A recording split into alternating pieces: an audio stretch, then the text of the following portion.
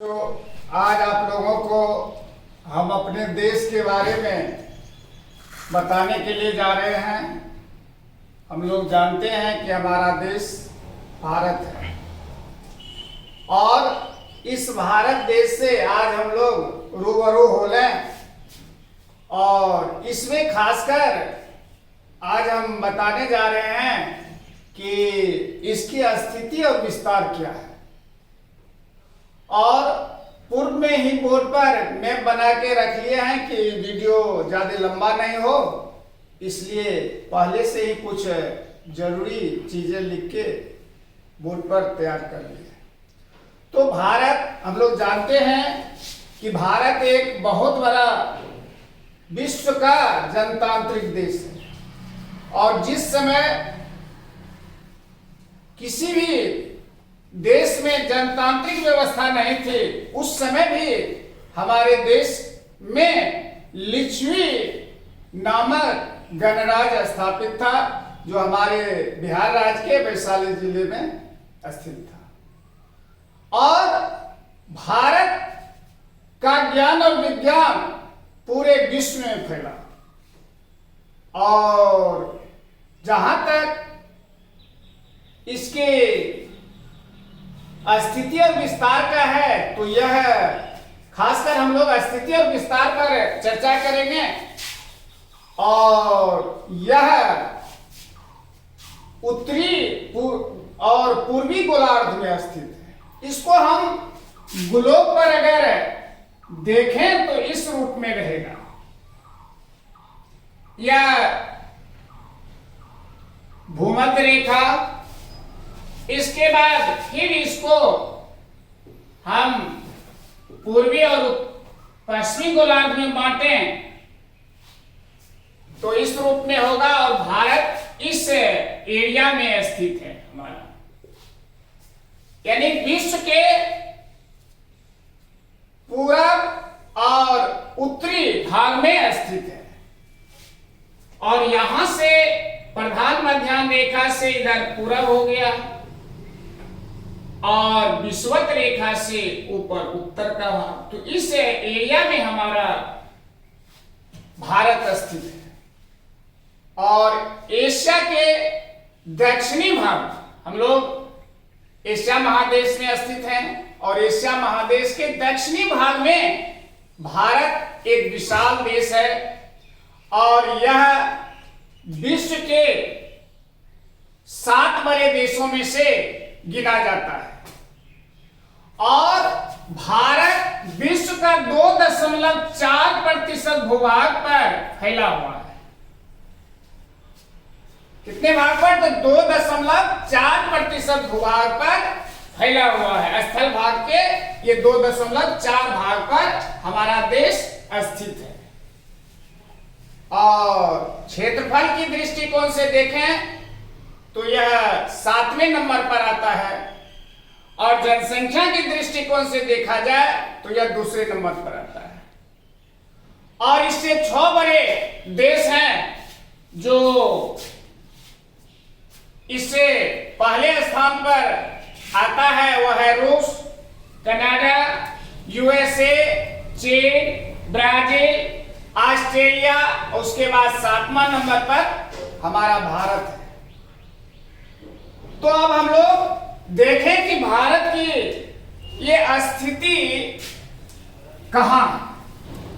विश्व में अगर हम खोजें भारत को तो उसके लिए अक्षांश और देशांतर की जरूरत पड़ती है।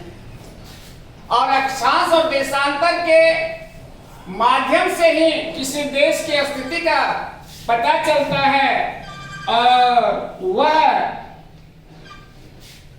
जो है, तो इसको हम देखें तो भारत जो है 8 डिग्री 4 मिनट उत्तरी अक्षांश से 37 डिग्री 6 मिनट उत्तरी अक्षांश तक अक्षांश से विस्तार हो गया। 8 डिग्री 4 मिनट उत्तरी अक्षांश से 37 डिग्री 6 मिनट यह अक्षांश से विस्तार। उसके बाद देशांतर यह विस्तार, तो यह 68 डिग्री 7 मिनट पूर्वी देशांतर से 97 डिग्री 25 मिनट पूर्वी देशांतर और भारत का जो 8 डिग्री 4 मिनट शुरू होता है वो भारत का अंडमान निकोबार द्वीप समूह से शुरू होता है। यह हमारा स्थल भाग से हटके ये द्वीपीय समूह है जो समुद्र में है, अंडमान निकोबार द्वीप समूह। और इससे और हमारा भाग दक्षिण पड़ता था, परंतु 2004 में सुनामी आने के कारण निकोबार द्वीप समूह का सबसे दक्षिणी भाग जो इंदिरा पॉइंट कहलाता था वह जलमग्न हो गया और तब यह 8 डिग्री 4 मिनट यह स्थान लिया। और भारत से हटकर 2 द्वीप समूह है, एक है यह बंगाल की खाड़ी में, दूसरा है अरब सागर में। और भारत की लंबाई जम्मू कश्मीर से कन्याकुमारी तक, सबसे भारत का उत्तरी भाग जम्मू कश्मीर और सबसे दक्षिण कन्याकुमारी है। इसकी कुल लंबाई जो है वह है 3214 किलोमीटर और फिर इसकी चौड़ाई जो है गुजरात से लेकर अरुणाचल प्रदेश तक 2933 किलोमीटर आता है। और इसका क्षेत्रफल हम देखें तो 32,88,000 वर्ग किलोमीटर होता है। तो यह हम लोग मोटे तौर पर देखें कि इसका अक्षांशीय विस्तार, लंबाई, चौड़ाई और क्षेत्रफल। अब हम लोग जाएंगे कि इसकी चौहद्दी चारों दिशा में क्या सब है। तो सबसे पहले उत्तरी भाग में चलें तो उत्तरी भाग में एक देश, छोटा सा हमारा पड़ोसी देश आता है नेपाल। यह नेपाल, इसके बाद जम्मू कश्मीर से अरुणाचल प्रदेश तक फैला हुआ तलवार की तरह हिमालय पर्वत। तो 2 ये प्राकृतिक भाग हो गए, एक नेपाल और दूसरा एक प्राकृतिक में आ गया हिमालय। दक्षिण की तरफ हम जाएं तो एक छोटा सा देश आता है, ये श्रीलंका। और यहां पर फैला हुआ है हिंद महासागर और विश्व का यही एक महासागर है जो हमारे देश के नाम पर रखा गया है, हिंद महासागर। भारत को हिंदुस्तान भी कहा जाता है, आर्यावर्त भी कहा जाता, बहुत सा नाम है। तो यह भारत के ही नाम पर ये हिंद महासागर नाम रखा गया है। तो दक्षिण में श्रीलंका और हिंद महासागर हो गया। अब हम पूरब की ओर चलें तो पूरब में एक आता है छोटा सा देश, ये बांग्लादेश। और यह जो है जलीय भाग वह है बंगाल की खाड़ी। और पश्चिम में एक छोटा सा हमारा ही पूर्व का देश, पहले हम लोग जब साथ थे तो वह पाकिस्तान, एक अरब सागर। और अरब सागर में एक हमारा द्वीप समूह है, वह है लक्षद्वीप। और यहां हो गया अंडमान निकोबार द्वीप समूह। तो ये 4 दिशाओं की हो गई स्थिति। अब हम लोग एक विचार करें कि इसे यह बंगाल की खाड़ी क्यों कहा गया। खाड़ी क्या चीज होता है? तो खाड़ी उसे कहते हैं जो जल को 3 ओर स्थल से घिर ले, या इसको और अच्छी तरह से कहें तो समुद्र का वह भाग जो 3 ओर स्थल से घिरा हुआ हो। तो यह देख लो, बंगाल की खाड़ी है, यहां और सब स्थलीय भाग और सब देश है। तो यह 3 ओर से घिरा हुआ समुद्री भाग है, इसलिए इसको खाड़ी कहा गया। और भारत का दक्षिणी भाग जो है यह प्रायद्वीप कहलाता है। यह अंग्रेजी के अक्षर भी आकार की जो आकृति बनती है यह है प्रायद्वीप। प्रायद्वीप क्या चीज होता है? तो स्थल का वह भाग जो तीन ओर समुद्र से घिरा हुआ। तो यहां देखिए कि तीन ओर समुद्र से घिरा हुआ है। इसके पूरब में बंगाल की खाड़ी, दक्षिण में हिंद महासागर, पश्चिम में अरब सागर। तो तीन ओर समुद्र से घिरा हुआ है। तो यह हो गया प्रायद्वीप। प्रायद्वीपीय भाग यह अंग्रेजी के भी अक्षर से मिलता जुलता इसका आकार है।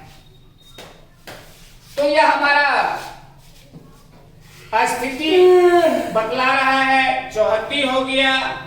अब हम लोग चलें तो देखें कि भारत का, इससे पूर्व के वीडियो में बताया गया था कि भारत का मानक देशांतर 82.5 डिग्री ईस्ट स्थित है, माना गया है। और इसको हम लोग इस रूप में देखें तो मानक देशांतर निर्धारित करने के लिए देशांतर की जरूरत होती है। और भारत 68 डिग्री 7 मिनट से शुरू होकर पूर्वी देशांतर से 97 डिग्री 25 मिनट पूर्वी देशांतर तक है। यह अरुणाचल प्रदेश का भाग यहां स्थित है। अरुणाचल प्रदेश भारत का सबसे पूर्वी भाग अरुणाचल प्रदेश और सबसे पश्चिमी भाग गुजरात का भाग पड़ता है। और सूर्योदय सबसे पहले पूरब में होता है। तो भारत का पूर्वी भाग, पूर्वी राज्य पड़ता है अरुणाचल प्रदेश, तो वहां सूर्योदय होता है। उसके 2 घंटा के बाद गुजरात में सूर्योदय होता है। तो देश को एक सीमा में बांधने के लिए, एक समय सीमा में बांधने के लिए मानक देशांतर निर्धारित किया गया। इसको भी थोड़ा सा पश्चिम किया गया, इसको भी पूरब किया गया। दोनों को जोड़ के 2 से भाग कर दे दिए और भाग देने से जो औसत हुआ वो भागफल हुआ, वही भारत का मानक देशांतर हुआ। और भारत का इतना मानक देशांतर निर्धारित है 82.5 डिग्री। तो पूरब में सबसे पहले सूर्योदय होता है अरुणाचल प्रदेश में और 2 घंटा के बाद यह, परंतु समय टाइम जो है पूरे भारत के लिए एक रखा गया, नहीं तो बहुत सी गड़बड़ी हो जाती गाड़ी चलाने में, प्लेन चलाने में और सब में। इसलिए इसको एक निर्धारित कर दिया गया 82.5 डिग्री पूर्व को पूरे विश्व में माना गया है भारत का यह मानक देशांतर। इसी से पूरे देश में, पूरे विश्व में समय निर्धारित किया जाता है। अगर भारत की जानकारी लेनी होगी समय वहां क्या हो रहा है तो यह इसी से निर्धारित होगा। और इसी तरह से हर देश का मानक देशांतर निर्धारित होता है। तो अब हम लोग थोड़ा और आगे चलें तो देखें कि भारत का कुछ पड़ोसी राज्य, पड़ोसी देश है। एक हो गया पाकिस्तान, यहां दूसरा नेपाल, चीन, भूटान, फिर ये श्रीलंका, एक देश और यहां पर स्थित है दक्षिण साइड में, वह है मालदीव। मालदीव तो ये सब ये एशिया के दक्षिण भाग में स्थित है। तो ये लोग आपस में एक संगठन बनाए जिसको कहा गया सार्क। और 8 दिसंबर 1985 में इसकी स्थापना हुई और फिर इसका एक मुख्यालय निर्धारित किया गया नेपाल की राजधानी काठमांडू में।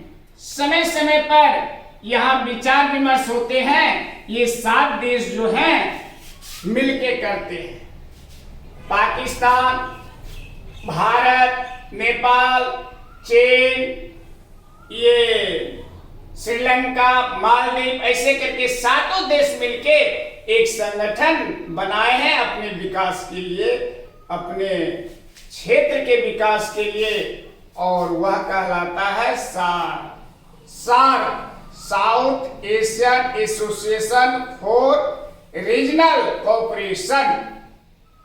तो यह भारत की संक्षिप्त जानकारी लिए, और हम लोग जानते हैं कि भारत की राजधानी दिल्ली है, और इससे पूर्व अंग्रेज के शासनकाल में कोलकाता, पूर्व में कलकत्ता कहा जाता था, ये उसका नाम कोलकाता है, वहां राजधानी थी, और 1911 ईस्वी में वहां से राजधानी हटाकर नई दिल्ली ले जाया गया। तो उस दिन से भारत की राजधानी नई दिल्ली है, और सबसे बड़ा यह हमारा जनतांत्रिक देश है, और सभी धर्म का यहाँ मान और सम्मान एक सा होता है। किसी भी धर्म के साथ कोई भी भेदभाव यहाँ नहीं किया जाता है, क्योंकि भारत एक धर्मनिरपेक्ष राज्य है। संविधान में भी वर्णित है कि भारत एक धर्मनिरपेक्ष राज्य है। फिर राज्य, यहाँ हम कह दिए, किसी को शंका भी होता होगा कि भारत को राज्य क्यों कहा गया।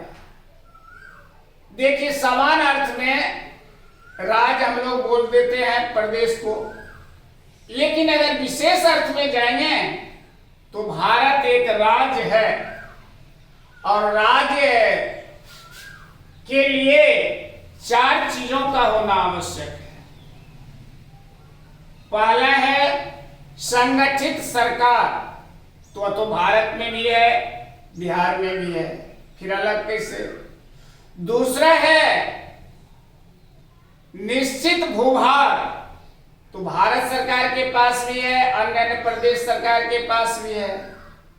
तीसरी बात है जनसंख्या, तो भारत की भी जनसंख्या का आकलन किया जाता है, और हर राज्य की भी जनसंख्या का, उसमें भी। तो तीनों में तो समानता है कि निश्चित भूभाग भी है, जनसंख्या भी है, संगठित सरकार भी है। सरकार एक देश स्तर पर, एक प्रदेश स्तर पर, और एक चौथी चीज जो है वह है संप्रभुता। और संप्रभुता वह भारत की सरकार के पास सुरक्षित है। किसी भी राज्य सरकार को वह अधिकार नहीं दिया गया है हमारे संविधान निर्माता के द्वारा। अगर वह अधिकार मिल जाता हर राज्य को, अर्थात हर प्रदेश को, तो वह भी एक अलग अलग देश बन जाता, फिर देश खंडित हो जाता। तो भारत एक गणतांत्रिक राज्य है, भारत एक संप्रभुता संपन्न राज्य है, और यहाँ सभी धर्म के लोग आपस में मिलजुल कर साथ साथ रहते हैं। इसी शब्द के साथ मैं अपनी वाणी को विराम देता हूं, और अगले वीडियो में फिर इसी तरह से बताऊंगा। धन्यवाद।